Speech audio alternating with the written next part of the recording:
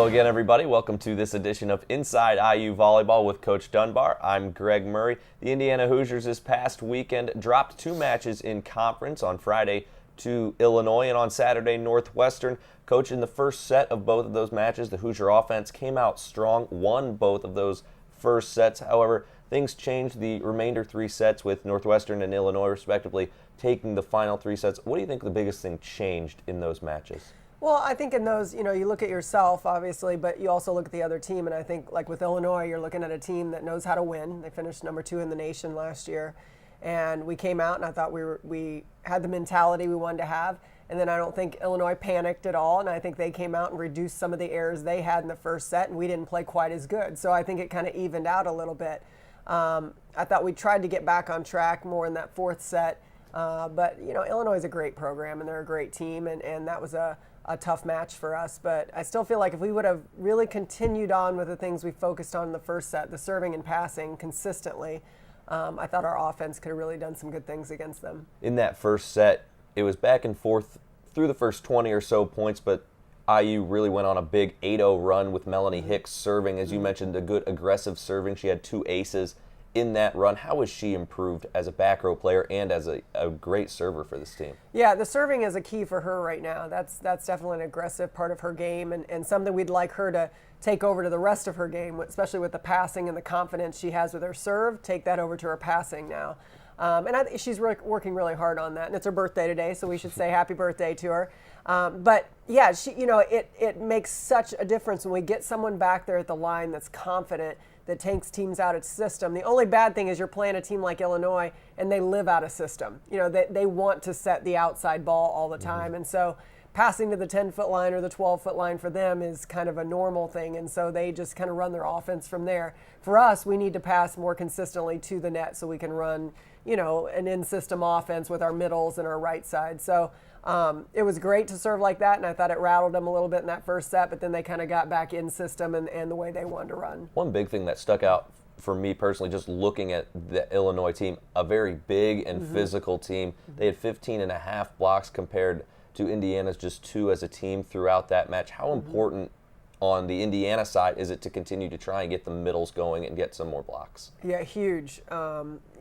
The confidence that you just get from blocking and the confidence that it gives you as a team, because it gives Illinois so much confidence. They just keep hitting and hitting and hitting, and they just keep hitting harder after that. So, and it's not just blocking balls for points, it's positive touches to slow down the ball, to run offense off of too. So, and we don't just count it when we look at the blocks, but we did not do a very good job in that match at all, except the first set. I thought we got some positive touches, and then it really went down. And so I thought we changed that a lot more on Saturday night against Northwestern. And in the middle of that Illinois match and leading into that Northwestern match, Courtney Harnish came on and replaced Caitlin Hansen at the libero position, started at the libero against Northwestern, and did an excellent job, had 19 digs against the Wildcats. The freshman really developing in the back row. Yeah, it was great, and it was nothing against Caitlin Hansen. She just wasn't as productive as we needed her to be. And we have to, our job is to find kids that are showing that confidence in practice and matches and are able to step up into the position. And the more we watched her, the more confident she looked, and we thought, let's try it. And, I thought it was a good move for that match. And we'll see how she keeps progressing. No position on our court is safe right now, and we want kids to compete for them. And so if she continues to do that, she's going to continue to play at that position. If not, and someone passes her up, then we're going to put them in at that position.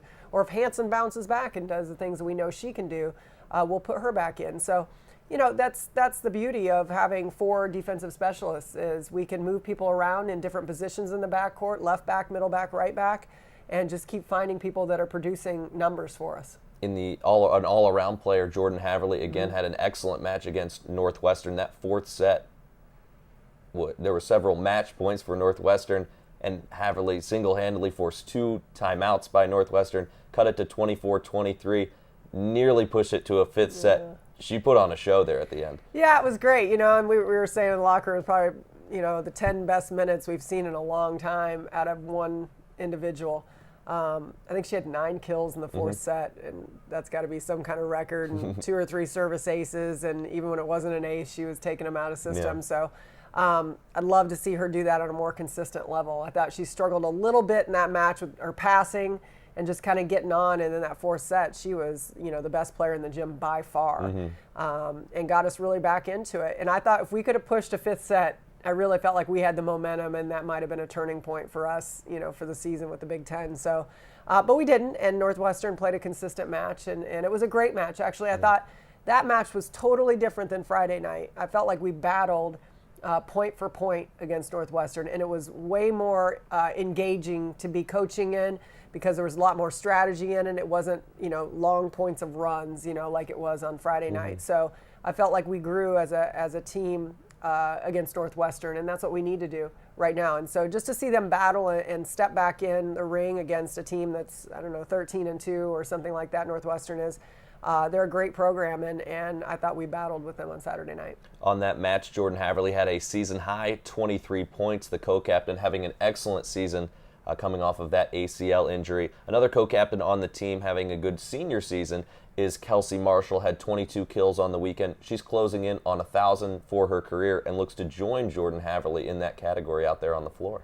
Yeah, I thought Marsha's doing a much better job. Her numbers are coming up percentage-wise, and that's what we tried to get from her. She was kind of all over the map, and now she's hitting in the 300s, for most of the matches. And now we want to get her kill numbers up. We want to get her more balls. I think she understands what her role is right now, and she needs to put more balls away and touch more balls on the block. And I think she's taking that seriously and understanding that will help our team so much this year. So if we can get her more balls, that opens up things for the middles and for the outsides, and really puts us in more of a balanced attack. So she's been working very hard in practice, and I think we're going to continue to try to use her more and more as the season goes along. After this weekend against Illinois and Northwestern, I was able to catch up with Kelci and talk to her about her senior season. Kelci, now in your senior season, you as an IU Hoosier have gone through a lot of ups and downs as a team, from the 2010 Sweet 16, just one Big Ten win last season, now into conference play this season. What do you think the identity of this 2012 team is? I think that our identity is something that we've really stressed this year is fighting as a team, and no matter what we're doing and no matter the outcomes of the games, we have to fight and kind of be in a dog battle every night, and that's how we're going to find wins. Last year in 2011, you really had to step up offensively with Ashley Benson graduating, Jordan Haverly going down with the injury. How much did you have to develop physically and as a leader on this team in your breakout season last year? Well, it's impossible to place Ashley Benson, and it's absolutely impossible to place Jordan Haverly, but I just kind of tried to do the best I could in a tough situation, and step up and do what my team needed me to do, and go from there. That's the best you can do. And with Jordan back this season, she recently eclipsed the 1,000 career kill mark, and you yourself are creeping up onto that number. You could join 2 1,000 kill teammates. How beneficial for as a team to have 2 hitters with that amount of experience and that amount of talent and power on one spot? It's a lot of fun. I mean, it's great to have options, I guess, when we're on the court and someone's hot, and you can just keep giving them the ball and, go up and rip it, and it's a lot of fun to watch. It's a lot of fun to be a part of. All right, well, thank you, Kelci. Good luck. Thank you. In her senior year, she now just needs 37 more kills to reach that 1,000 plateau. You mentioned her hitting percentage slowly climbing up right around 250 for her senior season. Just adds to the different levels of offense and the different types of attacks that the Hoosiers can run. Yeah, we worked on some other things in practice with her yesterday, and I thought she looked really good. So I just think she's going to continue to improve. And I like this senior bunch. I think they're really trying to find ways to win right now and find ways to keep leaving their mark here at Indiana. And they keep talking about they want to stay another year, and that makes me happy. I think they're happy in our program. They're happy at Indiana. And they're being good leaders right now. And so if we can continue to move in that direction, we have a lot of matches left to play. The next match for Indiana this Friday against the Iowa Hawkeyes, a team that last year in Bloomington at home that the Hoosiers were victorious. What do you look for this Friday night against the Hawkeyes? Wow, Iowa, there's no team in the Big Ten that is not good. I mean, let's say that right now. And Iowa's fighting for their life just like we are. So it should be a true battle on Friday night. We're excited. It's alumni weekend for the university, but also for volleyball, and so we have quite a few alumni coming back, and that's exciting to bring them back and to stay home for another weekend. So we're excited to be able to play them at home and hopefully get back on track and keep battling and improve a lot this week in practice. That's our main goal, is to really fix some things and keep working on what we worked on last week with our more aggressive serving and our passing and system. And it wouldn't be a Big Ten volleyball weekend without facing one of the top teams in the country. Nebraska comes to town on Saturday, but prior to that Nebraska match, a nice opportunity, the Hoosier Hitters Clinic. Yeah.